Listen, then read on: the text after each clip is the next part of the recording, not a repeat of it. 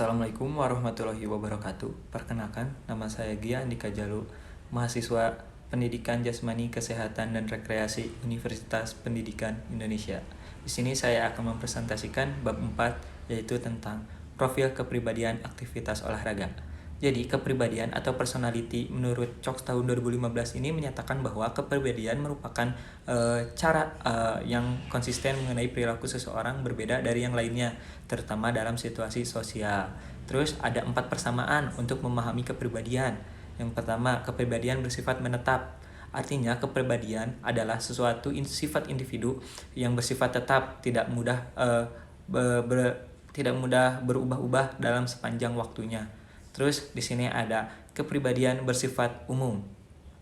Dalam hal ini kepribadian dipergunakan untuk menggambarkan sifat umum seseorang dalam hal pikiran, perasaan yang secara sistematik itu berpengaruh terhadap keseluruhan tingkah lakunya. Terus yang selanjutnya, yang poin ketiga, yaitu kepribadian bersifat khusus atau khas. Artinya kepribadian ini menunjukkan kepada sifat individu yang unik dan membedakan dengan orang lain, atau menggambarkannya bagaimana seseorang berbeda dengan orang lain.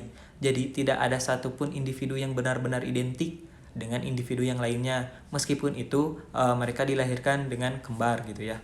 Terus poin selanjutnya, yaitu poin keempat, adanya kepribadian bersifat kesatuan.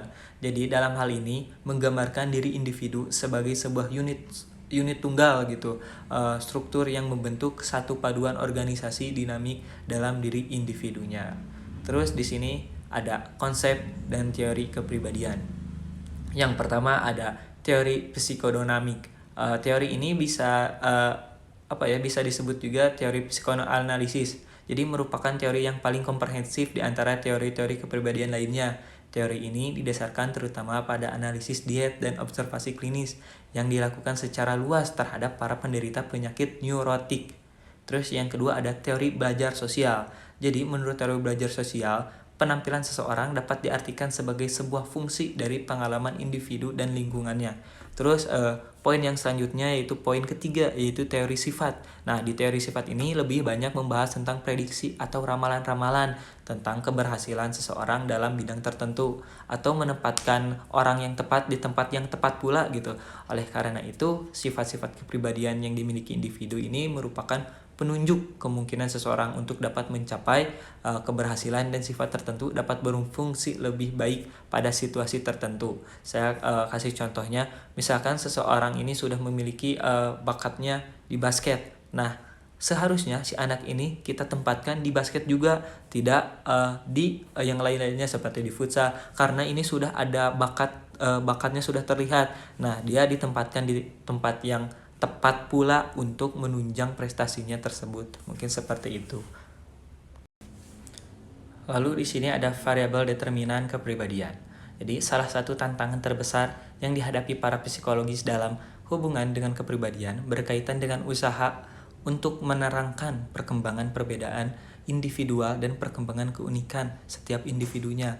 Di sini ada 2 faktor yang mempengaruhi. Di antaranya yang pertama ada faktor genetik. Faktor genetik atau faktor keturunan yang berasal dari dalam diri individu. Faktor ini diyakini oleh berbagai kalangan memberikan pengaruh terhadap kepribadiannya. Nah, faktor yang kedua adanya faktor lingkungan, yaitu subfaktor atau faktor budaya seperti kelas sosial, keluarga, dan teman sebaya. Terus di sini ada dinamika psikologis kepribadian dengan penampilan olahraga. Jadi, menurut ahli yaitu Awole dan kawan-kawan tahun 1993 menyimpulkan adanya hubungan positif antara kepribadian dengan beberapa aspek dari penampilan olahraga.